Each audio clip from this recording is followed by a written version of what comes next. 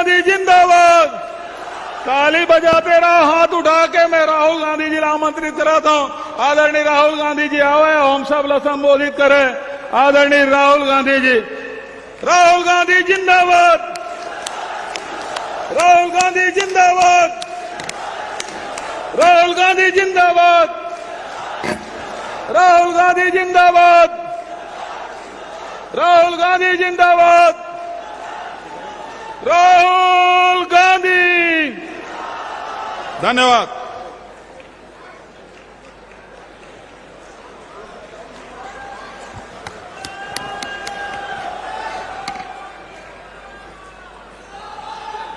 कागज में नाम दीजिए। चाहिए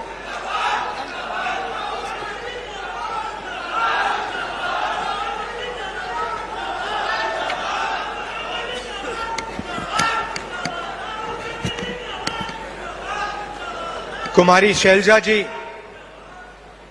भूपेश बघेल जी, टीएस सिंहदेव जी, दीपक बैज जी, ताम्रराज साहू जी, चरणदास महंत जी, कांग्रेस पार्टी के मंत्री, एमएलएज और स्टेज पे वरिष्ठ नेता, हमारे प्यारे कार्यकर्ता,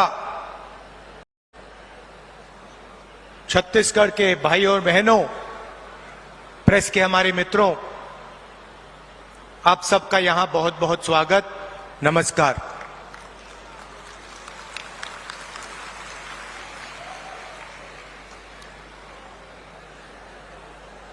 बिलासपुर आकर आज मुझे काफी खुशी हो रही है।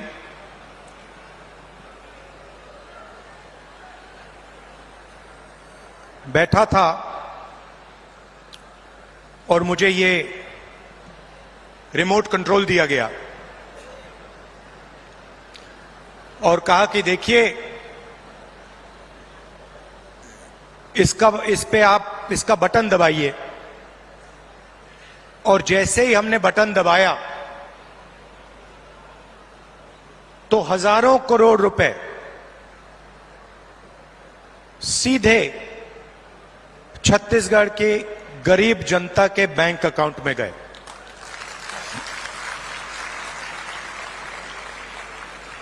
ग्रामीण आवास न्याय योजना में तकरीबन 50,000 लोगों को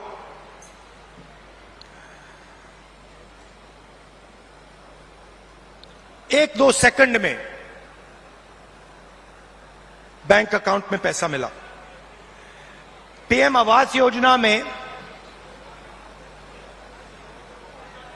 जो हिंदुस्तान की सरकार की जिम्मेदारी है, उसमें अभी हिंदुस्तान की सरकार ने जो छत्तीसगढ़ को पैसा देना था वो नहीं दिया है। और 7 लाख लोगों को जो आवास दिल्ली की सरकार के पैसे से मिलना था वो नहीं मिला। उनके लिए भी आज छत्तीसगढ़ की सरकार पैसा दे रही है।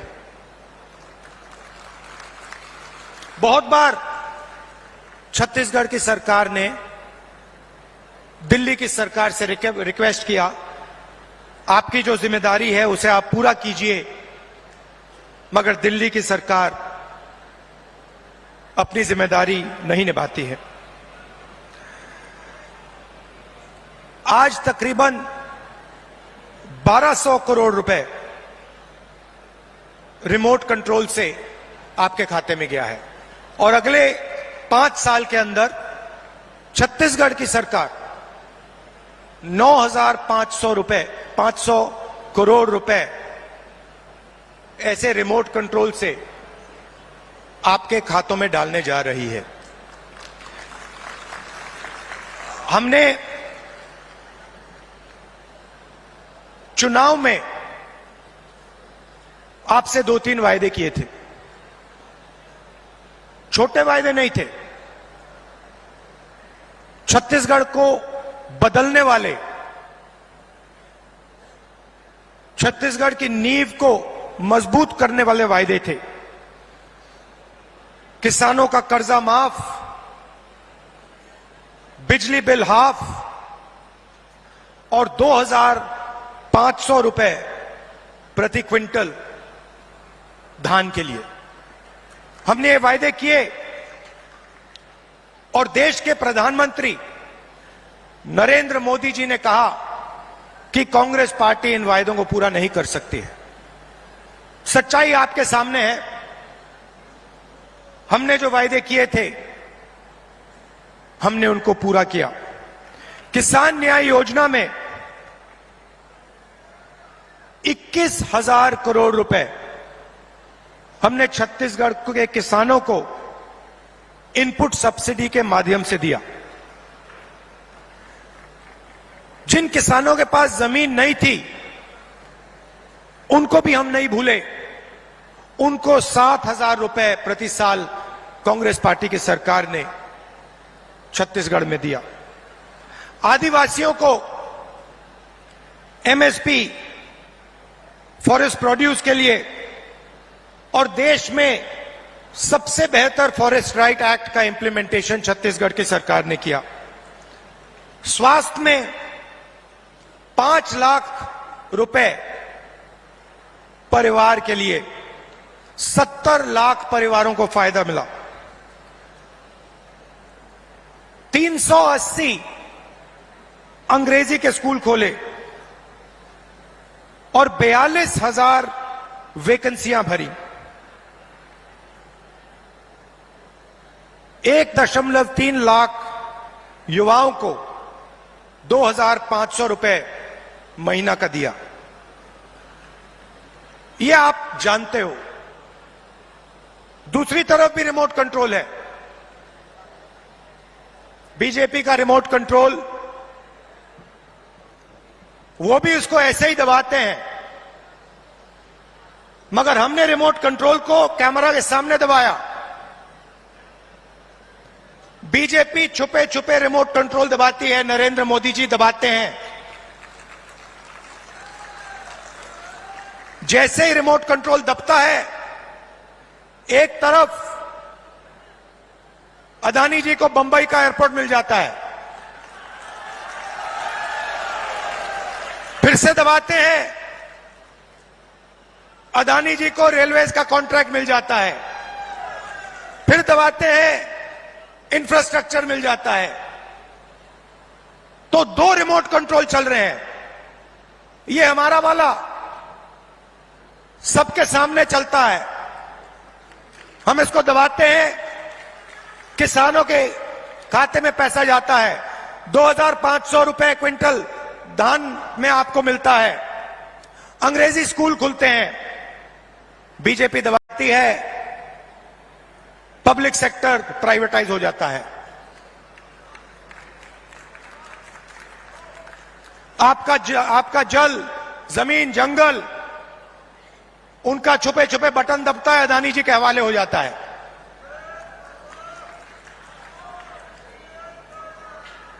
तो 2 तरीके के रिमोट कंट्रोल हैं।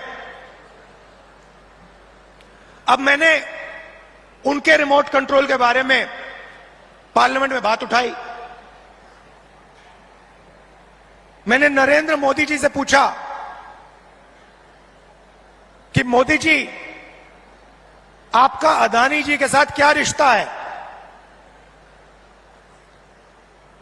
डिफेंस में अदानी जी को पूरा का पूरा फायदा, पोर्ट्स में पूरा फायदा, एयरपोर्ट्स में पूरा फायदा। आपने 5 किसानों के कानून, काले कानून बनाए, उसमें उनको फायदा देने की कोशिश की।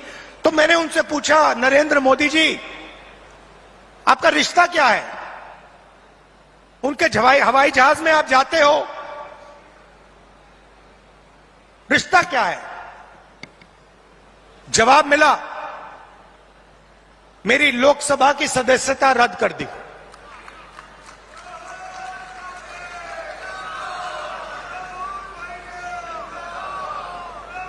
कोई फर्क नहीं पड़ता। हम कांग्रेसी हैं, हम सच्चाई रखते हैं आपके सामने। हम आपसे झूठे वायदे नहीं करेंगे और हम जो कहते हैं वो करके दिखाते हैं। अब एक नया मुद्दा उठा है। नरेंद्र मोदी जी जहां भी जाते हैं ओबीसी वर्ग की बात करते हैं। करते नहीं करते हैं? करते हैं ना। कांग्रेस पार्टी ने कास्ट सेंसस किया था, याद है आपको? याद है? उसमें हिंदुस्तान में हर जाति के कितने लोग हैं वो डेटा हिंदुस्तान की सरकार के पास पड़ा हुआ है। नरेंद्र मोदी जी वो डेटा पब्लिक को नहीं दिखाना चाहते। क्यों नहीं दिखाना चाहते मैं आपको बताता हूं। मैंने कास्ट सेंसस पे भाषण दिया, आपने देखा होगा। जैसे ही मैं कास्ट सेंसस की बात करता था कैमरा उधर हो जाता था। ठहरिए ठहरिए ठहरिए। जैसे ही मैं कास्ट सेंसस की बात करता हूं, लोकसभा में बात की, वैसे ही कैमरा उधर हो जाता है। मैंने एक आंकड़ा निकाला। हिंदुस्तान की सरकार को एमएलए और एमपी नहीं चलाते हैं। हिंदुस्तान की सरकार को सेक्रेटरीज और कैबिनेट सेक्रेटरी चलाते हैं। इस बात से आप सहमत हैं? सहमत हैं? कोई भी योजना बनती है, जो 90 सेक्रेटरीज हैं हिंदुस्तान की सरकार के हर मिनिस्ट्री में, वो योजना को डिजाइन करते हैं। कितना पैसा कहां जाएगा वो डिसाइड करते हैं। तो मैंने देखा, मैंने चेक किया कि भैया इन 90 लोगों में से नरेंद्र मोदी जी की सरकार में पिछड़े वर्ग के कितने लोग हैं।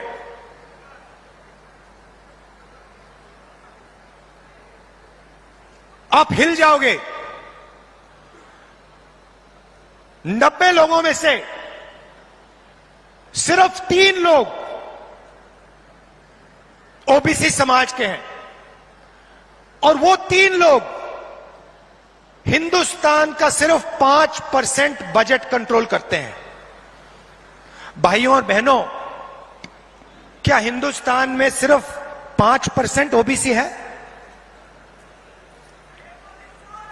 यह सबसे बड़ा सवाल है, और इस सवाल का जवाब सिर्फ कास्ट सेंसस से मिल सकता है। किसी को चोट लगती है, अस्पताल में जाता है, सबसे पहले एक्सरे होता है। पैर में चोट लगती है, डॉक्टर एक्सरे करवाता है, कहता है भैया देखते हैं क्या हुआ है, कैसी चोट लगी है, पैर टूटा है या नहीं टूटा है। भाई और बहनों, कास्ट सेंसस हिंदुस्तान का एक्सरे है।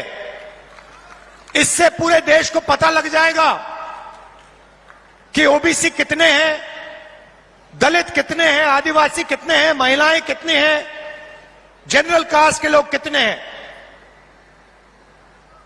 और एक बार ये डेटा हिंदुस्तान की जनता के हाथ में होगा तो फिर देश सब लोगों को लेकर, सब लोगों को भागीदारी देकर आगे चल पाएगा। अब मैंने ये सवाल लोकसभा में पूछा, नरेंद्र मोदी जी से पूछा कि आप कास्ट सेंसस से डरते क्यों हो? कास्ट सेंसस का डेटा सबके सामने रख दो, जो आपकी सरकार की सच्चाई है, आप हिंदुस्तान की जनता को दिखा दो, डरो मत। मगर नहीं, उनके मंत्री कहते हैं हमारे ओबीसी के विधायक हैं, ओबीसी के सांसद हैं, और उन्हीं सांसदों से आप लोकसभा में बात करो, वो आपसे कहते हैं कि भैया देखो, हमारे से कोई कुछ पूछता नहीं है, हम कुछ बोल नहीं सकते, हमें तो यहां मूर्ति जैसे रखा हुआ है, असली निर्णय हिंदुस्तान के सेक्रेटरी लेते हैं, ब्यूरोक्रेट लेते हैं, नरेंद्र मोदी जी लेते हैं। तो अगर ओबीसी को भागीदारी देनी है, दलितों को, आदिवासियों को, महिलाओं को भागीदारी देनी है, तो कास्ट सेंसस करवाना ही पड़ेगा। और अगर नरेंद्र मोदी जी कास्ट सेंसस नहीं करवाएंगे तो जैसे हमने कहा था यहां पे, जैसे ही हमारी सरकार आएगी पहला कदम कास्ट सेंसस होगा, और ओबीसी को जो भागीदारी मिलनी चाहिए वो कांग्रेस पार्टी करके दिखाएगी।